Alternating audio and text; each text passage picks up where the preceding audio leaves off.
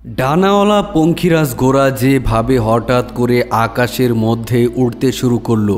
হ্যাঁ প্রিয় বন্ধুরা, আপনাদেরকে আজকে জানানো হবে কেন হজরত সুলাইমান আলাইহিসসালাম পৃথিবীর সকল পঙ্খিরাজ ঘোড়ার ডানা কেটে দিয়েছিলেন।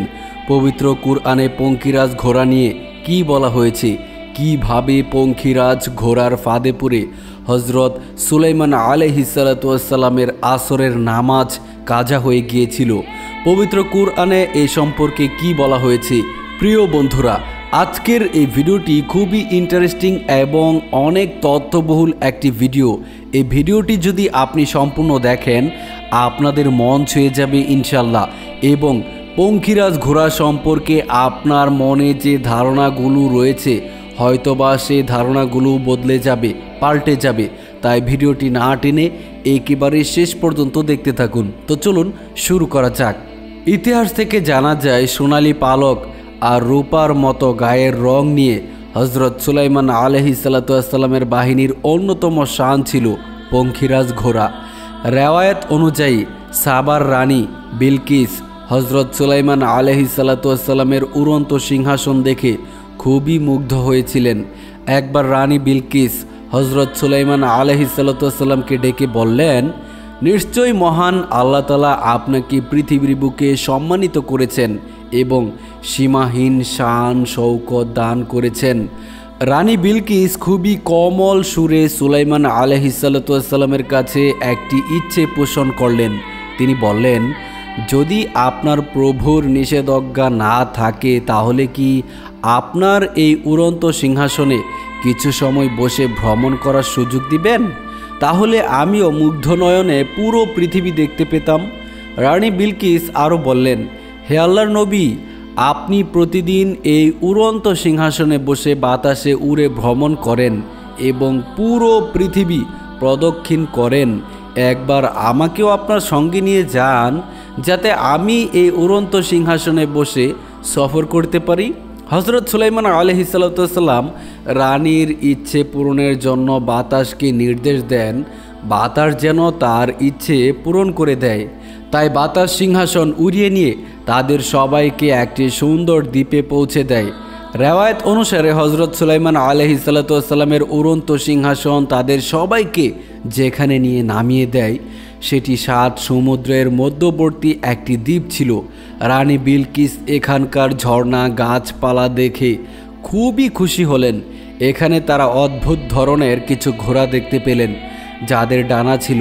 ঘোড়াগুলো যখন হজরত সুলাইমান আলাইহিসসালাম এবং তার সৈন্যবাহিনীকে দেখতে পেল তখন তারা ভয় পেয়ে উড়ে গিয়ে তাদের সকলের দৃষ্টির আড়ালে চলে গেল। এই ঘোড়াগুলো সুলাইমান আলাইহিসসালামের খুবই পছন্দ হলো। রানী বিলকিস এই ঘোড়াগুলো খুবই পছন্দ করলেন, কিন্তু ঘোড়াগুলো তখন তাদের নাগালের বাইরে চলে গিয়েছিল। অতঃপর যখন হজরত সুলাইমান আলাইহিসসালাম সেখান থেকেই তার প্রাসাদে ফিরে আসেন তখন তিনি তার জিনদেরকে নির্দেশ দেন যে সেই ঘোড়াগুলো যেখানেই থাক সেগুলোকে ধরে আনো। তারা বলল, আমরা স্থলভাগের জিন, নদী এবং সমুদ্রে আমাদের কোনো কর্তৃত্ব নেই। সেই ঘোড়াগুলো সমুদ্রে হারিয়ে গিয়েছে। যদি তাদেরকে সেখান থেকে কেউ নিয়ে আসতে পারে তবে তা পারবে সমুদ্রের দায়িত্বপ্রাপ্ত অমুক জিন সম্প্রদায়। হজরত সুলাইমান আলাইহিসসালাম বললেন, যেই জিন সমুদ্রের উপর কর্তৃত্ব করে সে কোথায়? তখন সেই জিনগুলো বলল, হে আল্লাহর নবী, সে কয়েক মাস পূর্বে আপনার অনুগত্য অস্বীকার করে পালিয়ে গিয়েছে। সে আপনার বিরুদ্ধে বিদ্রোহ করে সমুদ্রের তলদেশে লুকিয়ে আছে। হজরত সুলাইমান আলাইহিসসালাম তাকে বন্দি করে নিয়ে আসার নির্দেশ দেন, যার ফলে হজরত সুলাইমান আলাইহিসসালামের গোলাম জিনেরা সমুদ্রের নিকটে গিয়ে চিৎকার করে বলতে লাগলো, হে সমুদ্রের জিন, তুই যে বাদশার ভয়ে লুকিয়ে আছিস সেই বাদশা তো কবেই মারা গিয়েছে। তুই এখন বের হ, কারণ এখন সব জিনেরা মুক্ত হয়ে গিয়েছে।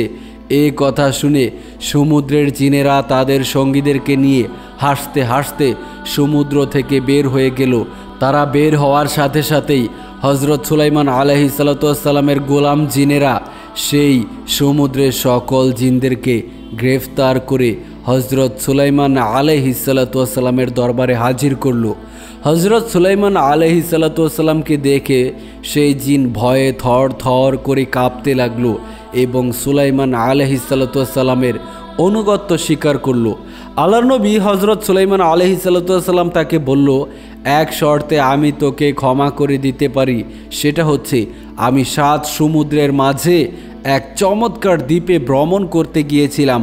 সেখানে আমি এবং রানী বিলকিস আমরা উভয়ে এক প্রজাতির উড়ন্ত ঘোড়া দেখি, তাদের খুবই পছন্দ করে ফেলেছি আমরা। আমি চাই সকল ঘোড়াকে তুই ধরে নিয়ে আসবি, যদি পারিস তাহলে আমি তোকে ক্ষমা করে দিব। তখন সামুদ্রিক জিন সম্প্রদায়ের প্রধান বলল, হে আল্লাহর নবী, আমরা জানি সেই ঘোড়াগুলো কোথায় আছে। তখন হজরত সুলাইমান আলাইহিসসালাম তাদেরকে সেই ঘোড়াগুলো নিয়ে আসার নির্দেশ দিলেন এবং একদিন যখন সেই ঘোড়াগুলো ঝর্ণা থেকে পানি পান করছিল, তখন সেই সামুদ্রিক জিনেরা তাদের কৌশল এবং ক্ষমতা প্রয়োগ করে সেই ঘোড়াগুলোকে ধরে ফেলল এবং হজরত সুলাইমান আলাইহিসসালামের নিকট হাজির করল। এই ঘোড়াগুলো ছিল খুবই চমৎকার প্রজাতির। এই ঘোড়াগুলোর জাতের নাম ছিল জায়াদ। জায়াদ শব্দের অর্থ প্রচণ্ড গতি। হজরত সুলাইমান আলাইহিসসালামের সেনাবাহিনী ছিল পৃথিবীর সবচাইতে বিশাল ও অনন্য সেনাবাহিনী। তার বাহিনীতে মানুষ, জন্তু, জানোয়ার এবং পক্ষীকুলের আলাদা আলাদা ডিপার্টমেন্ট ছিল। হজরত সুলাইমান আলাইহিসসালাম সেই অদ্ভুত ঘোড়ার জন্য আলাদা একটি দল তৈরি করলেন, যারা যুদ্ধ এবং বিজয়ে হজরত সুলাইমান আলাইহিসসালামের বাহিনীতে সবচাইতে গুরুত্বপূর্ণ ভূমিকা পালন করত। প্রিয় দর্শক মণ্ডলী, আপনাদেরকে জানিয়ে রাখি, প্রাচীনকালে ঘোড়া পৃথিবীর সবচাইতে মূল্যবান প্রাণী ছিল, যেগুলো কেবল বাহন হিসাবেই নয়, এমনকি যুদ্ধেও ব্যবহৃত হতো।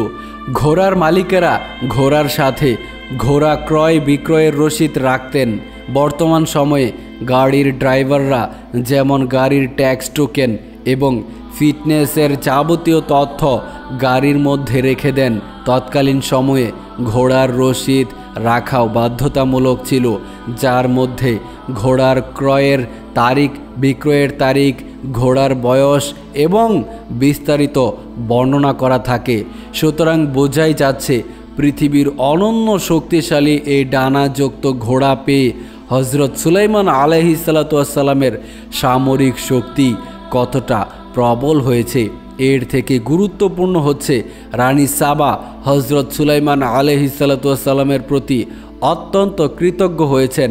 সুলাইমান আলাইহিসসালামের পক্ষ থেকে প্রাপ্ত একটি উড়ন্ত ঘোড়া পেয়ে একদিন হজরত সুলাইমান আলাইহিসসালাম সন্ধ্যার দিকে এই ঘোড়াগুলোর দিকে তাকিয়েছিলেন এবং তাদের চুল ও কপালে ভালোবাসার সঙ্গে হাত বুলিয়ে দিচ্ছিলেন। পবিত্র কুরআনে মহান আল্লাহ তাআলা বলেন, সুলাইমান তাদের কপালে ও চুলে ভালোবাসায় হাত বুলিয়ে দিচ্ছিল এবং এর ফলে হজরত সুলাইমান আলাইহিসসালাম ঘোড়াগুলোর যত্নের ক্ষেত্রে এতটাই মগ্ন হয়ে গেল যে সূর্য ডুবে গেল আর তার আসরের নামাজ ছুটে গেল। আল্লাহু আকবার। সূরা সাদ আয়াত নাম্বার 31 থেকে 33। সূর্য ডুবে যাওয়া এবং আসরের নামাজ মিস হয়ে যাওয়াতে মহান আল্লাহ তাআলা অসন্তুষ্ট হলেন। কিছুক্ষণ পর হজরত সুলাইমান আলাইহিসসালাম দেখতে পেলেন হঠাৎ করে তার ঘোড়ার পাল তার নির্দেশ অমান্য করে দৃষ্টির আড়ালে চলে গেল। এ দৃশ্য দেখে হজরত সুলাইমান আলাইহিসসালাম অবাক হয়ে গেলেন, কেননা তার আদেশ অমান্য করে কোনো প্রাণী এভাবে দৃষ্টির আড়ালে চলে যায় না এবং অদৃশ্য হয়ে যায় না। তারা অদৃশ্য হওয়া মাত্রই দৃশ্যমান হলেন হজরত জিবরাইল আলাইহিসসালাম এবং হজরত সুলাইমান আলাইহিসসালামকে সতর্ক করে দিয়ে বললেন, হে সুলাইমান, তুমি আল্লাহর পক্ষ থেকে প্রাপ্ত পার্থিব সম্পদের প্রতি এতটাই মগ্ন হলে যে তুমি আসরের নামাজ পড়তে ভুলে গিয়েছ। দুনিয়ার সম্পদের প্রতি তোমার এই মোহ মহান আল্লাহ তাআলার পছন্দ হয়নি। হযরত জিবরাইল আলাইহিসসালাম এই কথা বললেন এবং সাথে সাথে অদৃশ্য হয়ে গেলেন। হযরত জিবরাইল আলাইহিসসালামের প্রস্থানের পর হযরত সুলাইমান আলাইহিসসালাম প্রচণ্ড পরিমাণে অনুতপ্ত হলেন, তাওবা করলেন, আল্লাহর দরবারে সেজদায় লুটিয়ে পড়লেন এবং টানা কয়েক মাস সেজদায় পড়ে ক্রন্দনরত ছিলেন। অবশেষে মহান আল্লাহ তাআলা তার দোয়া কবুল করলেন এবং তাকে ক্ষমা করে দিলেন। সুবহানাল্লাহ। একই সাথে তাকে সেই ঘোড়াগুলো ফিরিয়ে দিলেন। কিন্তু এবার হযরত সুলাইমান আলাইহিসসালাম এর মধ্যে কিছু ঘোড়াকে আল্লাহর রাস্তায় কুরবানি করে দিলেন আর বাকিগুলোর ডানা ছেটে দিলেন। কেননা হযরত সুলাইমান আলাইহিসসালাম উপলব্ধি করতে পেরেছিলেন যে এই ঘোড়ার বাহিনী আমাকে যতটা না শক্তিশালী করতে পারবে, সকল শক্তির আধার মহান প্রভুর অসন্তুষ্টি আমার সব শক্তি কেড়ে নিবে। যে শান শৌকতের জন্য তার আসরের নামাজ কাজা হয়েছিল, সেই শান শৌকত তিনি কোনোভাবেই রাখতে চান না, তাই সেগুলোকে তিনি আল্লাহর দরবারে কোরবানি করে দিলেন। ইতিহাস থেকে জানা যায় এরপর পৃথিবী থেকে সকল ডানা বিশিষ্ট ঘোড়া বিলুপ্ত হয়ে যায়। আল্লাহ পাক রব্বুল আলামিন সুলাইমান আলাইহিসসালামের এই কুরবানিকে অত্যন্ত ভালোবেসে কবুল করেছেন, তার তাওবাও কবুল করে নেন আর সাথে সাথে বাতাসকে নির্দেশ দিলেন, তুমি এখন থেকে আমার নবী সুলাইমান আলাইহিসসালামের অধীনস্থ থাকবে এবং সেই পঙ্খিরাজ ঘোড়া থেকে কয়েকশো গুণ দ্রুত গতিতে তাকে এক স্থান থেকে অন্য স্থানে ভ্রমণে সহায়তা করবে।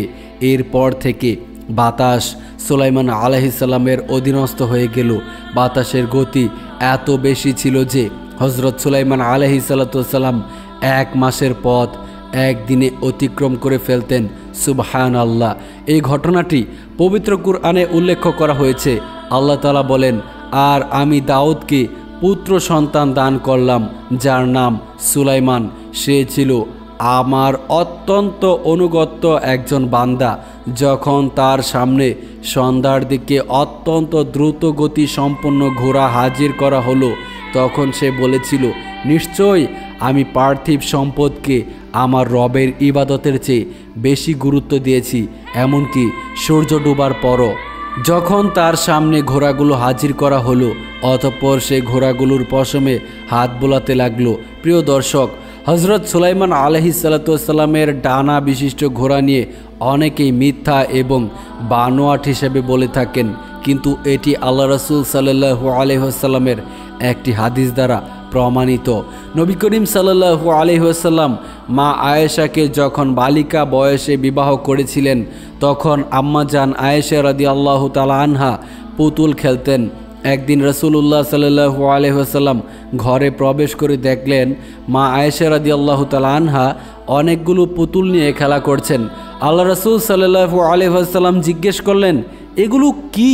মা আয়েশা জবাব দিলেন, এগুলো আমার পুতুল। তখন আল্লাহ রাসূল সাল্লাল্লাহু আলাইহি ওয়াসাল্লাম দেখতে পেলেন সেগুলোর মাঝে একটি ঘোড়া রয়েছে, যার উভয় পাশে কাপড়ের তৈরি ডানাও রয়েছে। তিনি জিজ্ঞাসা করলেন, এগুলো কি? আয়েশা রাদিয়াল্লাহু তাআলা আনহা বললেন, এটা ঘোড়া। রাসূল সাল্লাল্লাহু আলাইহি ওয়াসাল্লাম পুনরায় জিজ্ঞেস করলেন, এর দুপাশে কাপড় দিয়ে কি বানানো হয়েছে?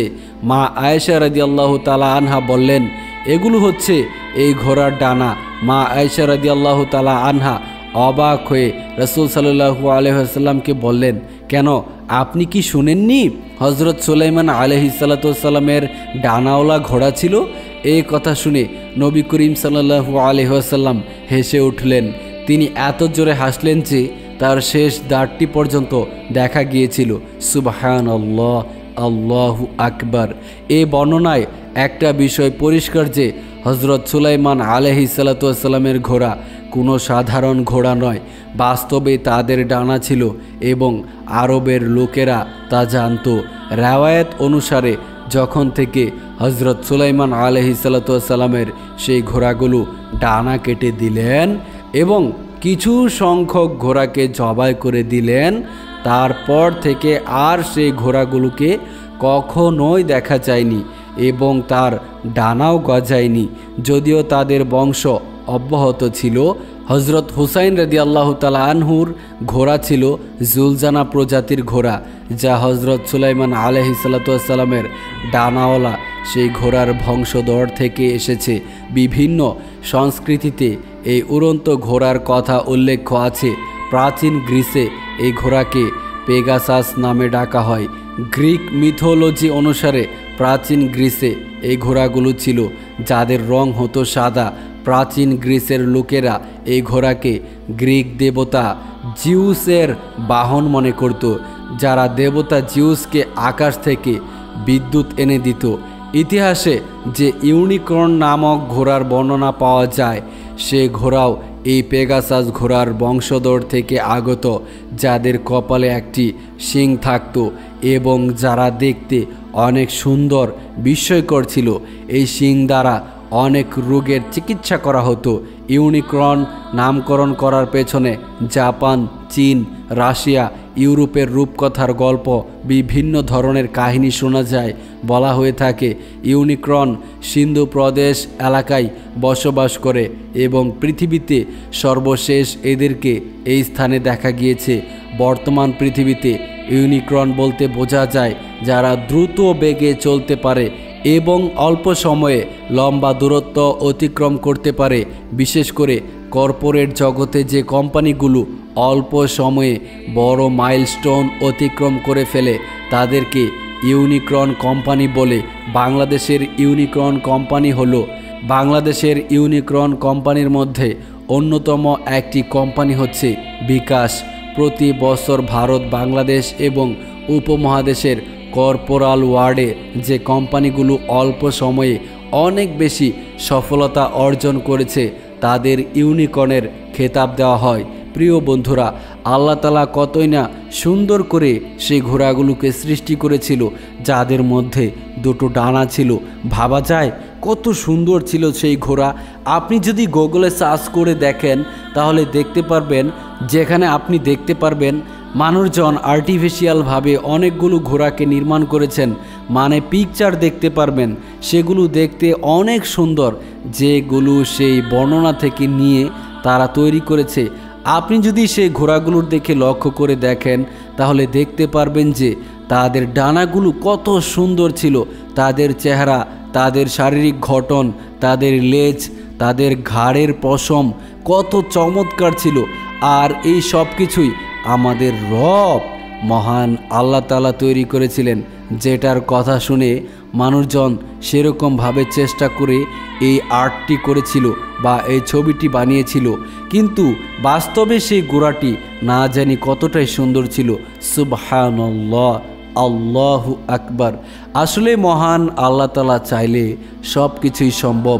আল্লাহ তাআলা চাইলে পৃথিবীর কোনো কিছুই অসম্ভব নয়। আল্লাহ তাআলা বলতে দেরি হয়, কিন্তু সেটা হতে কখনোই দেরি হয় না। মহান আল্লাহ তাআলার কারিশমা, মহান আল্লাহ তাআলার কুদরতি কারিশমা যে কতটা সুন্দর হয়, কতটা অমায়িক হয়, সেটা একমাত্র আল্লাহ তাআলাই ভালো জানেন। আমাদের সামনে কিছু কিছু সময় কিছু কিছু জিনিস চলে আসে, যেগুলো দেখলে আমরা বিস্মিত হয়ে যাই। হয়তো আমরা অবাক হয়ে বলি এটা কিভাবে সম্ভব। আসলে সবই সম্ভব। আল্লাহ তাআলা চাইলে পৃথিবীতে অসম্ভব বলতে কোনো শব্দ নেই আল্লাহ তাআলার পক্ষে।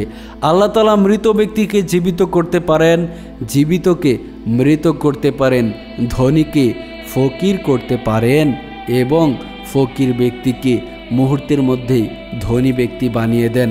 এরকম অসংখ্য ঘটনা আপনারা সমাজের মধ্যে দেখে থাকবেন, যে একটা লোক এক সময় গরিব ছিল, সে আজকে অনেক বড় দামি গাড়িতে চলাফেরা করে, তার আজ অনেক টাকা পয়সা, তার সার্কেলটা আজ অনেক বড়, সে অনেক বড় একটা কোম্পানির মালিক অথবা সে অনেক বড় একটা প্রতিষ্ঠানের মালিক। কিন্তু এই লোকটায় এক সময় কিচ্ছুই ছিল না। এই লোকটার এক সময় কিচ্ছু ছিল না, সে ছিল দারিদ্র পরিবারের একজন সন্তান। কিন্তু আল্লাহ তাআলার এটা একটা কুদরতের কারিশমা, যে আল্লাহ তাআলা কখনো কখনো এই গরিব ব্যক্তিকে অনেক বড় বানিয়ে দেয়, অনেক বড় একটা অ্যামাউন্টের মালিক বানিয়ে দেয়। আমি নিজেও এই ধরনের লোক অনেক দেখেছি। আশা করি আপনারাও এই ধরনের লোক দেখেছেন। আবার আমি এই ধরনের ব্যক্তিও অনেক দেখেছি যাদের এক সময় অনেক টাকা ছিল, অনেক সম্পদ ছিল, জমি জমার অভাব ছিল না, টাকা পয়সার অভাব ছিল না, সার্কেলটা অনেক বড় ছিল, তাদের নেটওয়ার্ক অনেক বড় ছিল, কিন্তু আস্তে আস্তে আস্তে আস্তে তাদের সব কিছুই শেষ হয়ে গেল। এখন আর তেমন ব্যাংক ব্যালেন্স নেই, এখন আর দামি দামি প্রাইভেট কার নেই, এখন আর তাদের আলিশান সেই রাজপ্রাসাদের মতো বাড়িটি নেই, এখন তাদের জায়গা সম্পদ নেই, এখন তাদের খোঁজ নেওয়ার মতো কোনো মানুষ নেই। একটা সময় এমন ছিল যে তাদের খোঁজ খবর নেওয়ার মানুষের অভাব ছিল না, কিন্তু সেই মানুষটারই আজ যখন অধপতন হয়ে গেল, যে মানুষটা টাকা পয়সা সব শেষ হয়ে গেল, আল্লাহর কুদরত, আল্লাহ তাআলা চাইলে বাদশাকে ফকির বানিয়ে দিতে পারেন। এই মানুষটার ক্ষেত্রে হয়তো বা এমনটাই হয়েছিল, কিন্তু এরপর দেখা গেল সেই মানুষটাকে খোঁজ নেওয়ার মতো কোনো মানুষ পৃথিবীতে নেই। সবাই তখন তাদেরকে ইগনোর করে চলতো, সবাই তাদেরকে অবহেলা করত, তাদের খোঁজ খবর কেউ রাখতো না। এরকম ঘটনাও আপনারা অনেক শুনেছেন। এরকম হওয়াটা অস্বাভাবিকের কিচ্ছু নয়, এরকম হওয়া খুবই স্বাভাবিক ব্যাপার, কারণ পৃথিবীর নিজামটাই এমন। কখনো মানুষ বড় হয়, আবার কখনো মানুষ ছোট হয়ে যায়, আবার কখনো মানুষ অনেক সম্মানিত হয়, আবার কখনো মানুষ অনেক অসম্মান হয়, সম্মানহানি হয়। এটাই বুঝি পৃথিবীর নিয়ম। মানুষ কখনো কখনো অনেক সুখে শান্তিতে থাকে, অনেক খুশি থাকে, অনেক আনন্দ উল্লাসে মেতে থাকে, আবার কখনো কখনো মানুষ কান্না জড়িত অবস্থায় থাকে, খুব কষ্টের মধ্যে থাকে, খুবই চিন্তার মধ্যে থাকে, খুবই পেরেশানির মধ্যে থাকে, খুবই ডিপ্রেশনের মধ্যে থাকে। এই সব কিছু আল্লাহ তাআলা প্রদত্ত। আল্লাহ তাআলা যাকে খুশি সুখ দান করেন, যাকে খুশি দুঃখ দান করেন। আল্লাহ তাআলা যাকে খুশি টাকা পয়সা ধন সম্পদ শান শৌকত সব কিছু দান করেন। আবার আল্লাহ তাআলা যাকে খুশি তার কাছ থেকে সব কিছুই ছিনিয়ে নেন। পৃথিবীতে কাউকে 5টা সন্তান দিয়ে পরীক্ষা নেন, আবার পৃথিবীতে কাউকে সন্তান না দিয়ে পরীক্ষা নেন। পৃথিবীতে কাউকে 4-5টা কন্যা সন্তান দিয়ে পরীক্ষা নেন, ছেলে সন্তান না দেন, আবার কাউকে ছেলে সন্তান দেন, কন্যা সন্তান না দিয়ে পরীক্ষা নেন। আল্লাহ তাআলা মানুষকে পরীক্ষা নেবেন, এটাই হচ্ছে আল্লাহ তাআলার নিজাম। আর আল্লাহ তাআলা আমাদেরকে পৃথিবীতে পাঠিয়েছেন শুধুমাত্র তার আনুগত্য করার জন্য, এবং বলেও দিয়েছেন পৃথিবীটা হলো তোমাদের জন্য পরীক্ষার হল। তোমরা যদি পরীক্ষা দিয়ে উত্তীর্ণ হতে পারো তাহলে তোমাদের জন্য খুব সুন্দর উপহার অপেক্ষা করছে।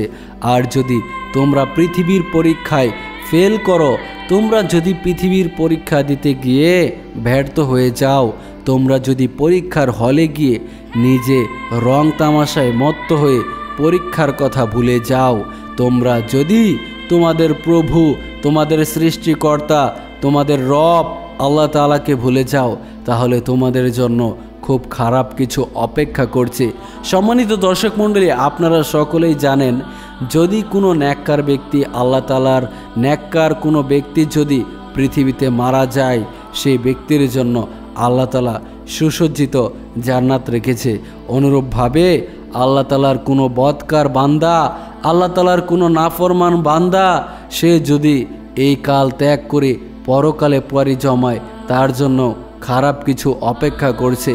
আমরা অনেক সময় দেখে থাকি আল্লাহ তাআলার কোনো নেক বান্দার মৃত্যুর পর তার জানাজায় এত সংখ্যক মানুষ হয়, যত সংখ্যক মানুষ আমরা কল্পনাও করতে পারি না, আমরা ভাবতেও পারি না যে এত মানুষ কোথা থেকে আসলো।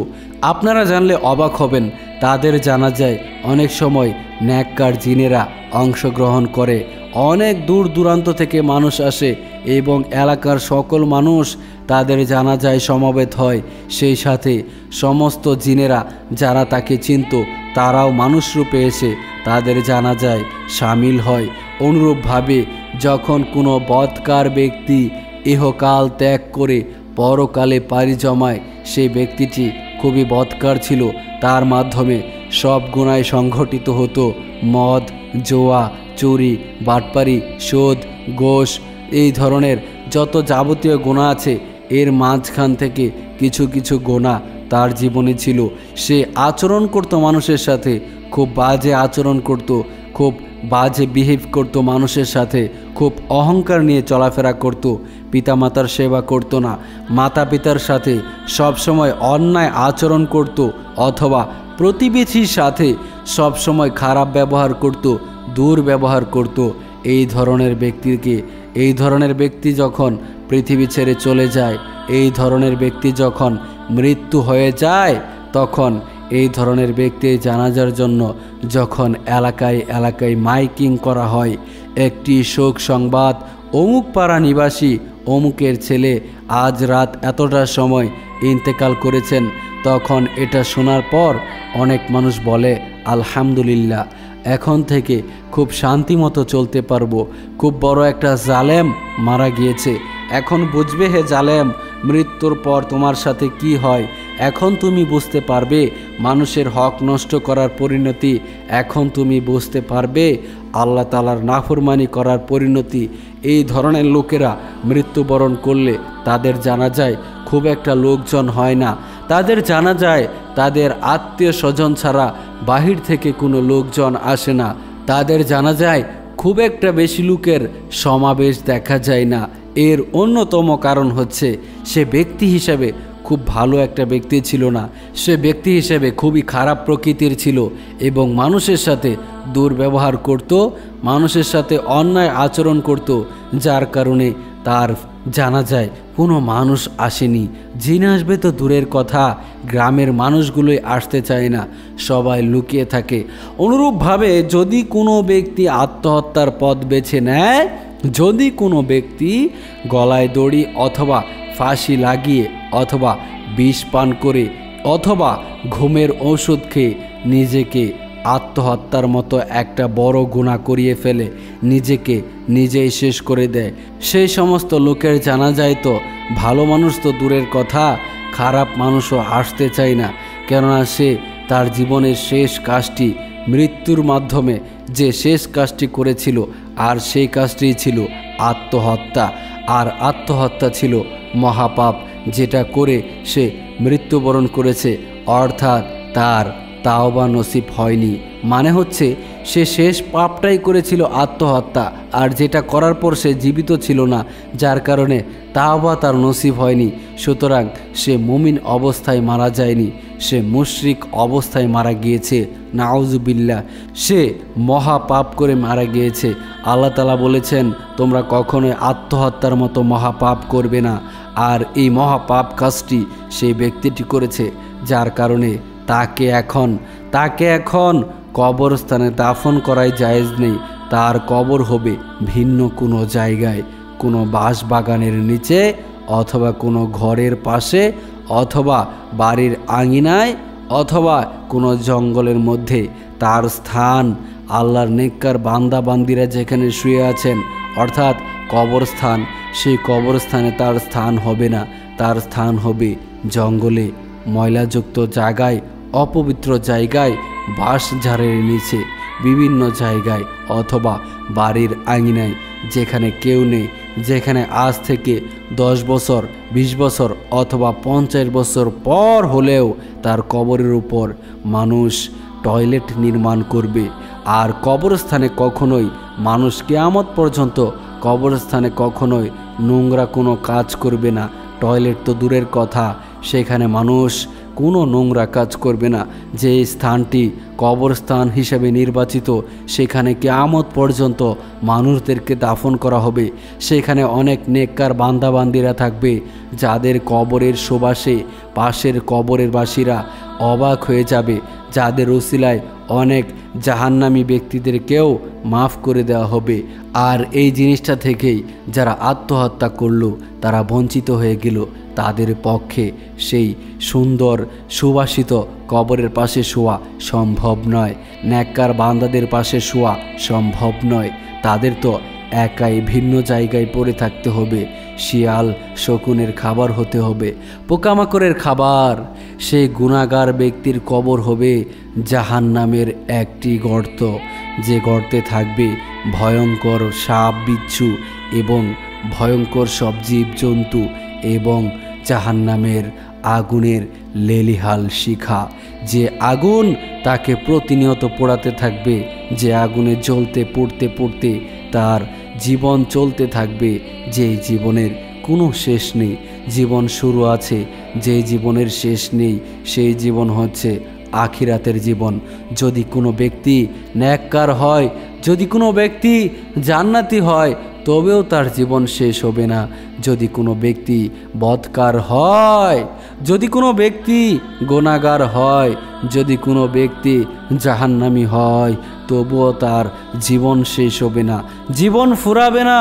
সে এক অনন্ত জীবন, যে জীবনের শুরু আছে শেষ নেই, সে এক মহাজীবন।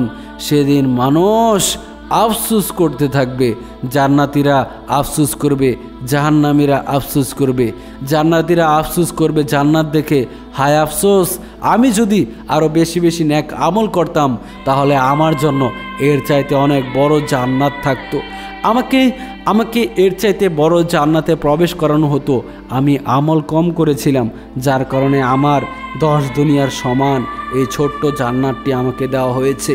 অথচ এমনও জান্নাত আছে, যে জান্নাত বিশাল থেকে বিশাল, সর্বশ্রেষ্ঠ জান্নাত জান্নাতুল ফেরদাউস।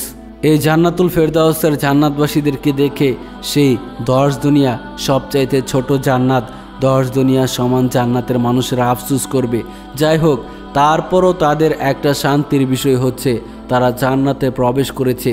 কিন্তু সবচাইতে বড় দুর্ভাগা হচ্ছে জাহান্নামীরা, তারা আফসোস করবে, হায় আফসোস, আমরা যদি আল্লাহ তাআলার নেক আমল করতাম, আমরা যদি আল্লাহ তাআলার কথা মতো চলতাম, আমরা যদি আল্লাহ তাআলার নাফরমানি না করতাম, তাহলে অন্তত আমরা সবচাইতে ছোট যে জান্নাত 10 দুনিয়ার সমান, সেই জান্নাতটি পেতাম।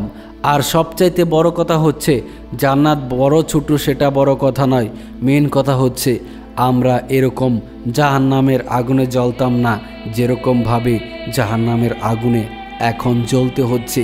তাই আমাদের আফসোস, আমাদের পুরা কপাল, আমরা কেন আল্লাহ তাআলার কথা না শুনে, আমরা কেন আল্লাহ তাআলার নবী রাসূলের কথা না শুনে, আমরা কেন নাফরমানিতে লিপ্ত হয়ে, আমরা কেন নিজেদের ক্ষতি নিজেরা করলাম, যার ক্ষতিপূরণ আজ আমাদের দিতে হচ্ছে। আমরা আজ জাহান্নামবাসী, আমরা আজ দোজখবাসী, আমরা আজ আগুনের একমাত্র খাবার, আমরা আজ জাহান্নামের লাকড়ি হয়ে জাহান্নামে চলতেছি।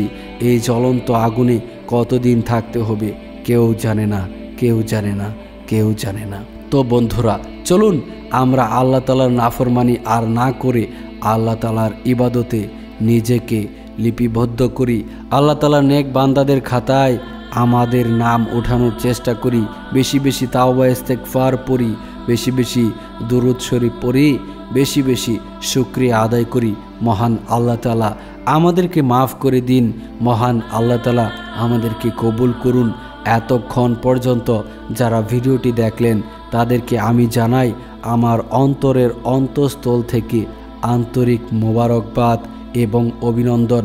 আল্লাহ তাআলা আপনাদেরকে সব সময় বিপদ আপদ থেকে হেফাজত করুন, সেই সাথে আপনার পরিবারের সকলকে সুস্থতার হায়াতে সুদীর্ঘ হায়াত দিয়ে বাঁচিয়ে রাখুন। আমিন ইয়া রাব্বাল আলামিন।